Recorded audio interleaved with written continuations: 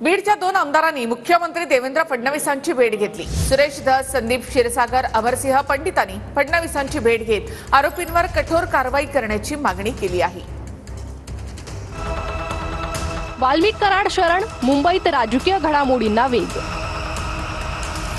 खंडणी प्रकरणातील आरोपी वाल्मिक कराड पुण्यात सीआयडी समोर शरण आला। दरम्यान यानंतर बीडच्या 3 आमदारांनी मुख्यमंत्री फडणवीसांची भेट घेतली। सुरेश धस, संदीप क्षीरसागर, अमरसिंह पंडित यांनी फडणवीसांची भेट घेतली। वाल्मिक कराडवर मोठी कारवाई करण्याची तिन्ही आमदारांनी फडणवीसांकडे मागणी केली आहे। सोमवारी धनंजय मुंडेंनी देखील फडणवीसांची भेट घेतली होती। फडणवीसांच्या उपस्थितीत बैठकीचं आयोजन केलं होतं आणि या बैठकीला मुंडे उपस्थित होते। दरम्यान भाजपा आमदार अभिमन्यू पवारांनी देखील फडणवीसांची भेट घेतली होती। बीड हत्या प्रकरणातील जनभावना अभिमन्यू पवारांनी फडणवीसांना सांगितली होती।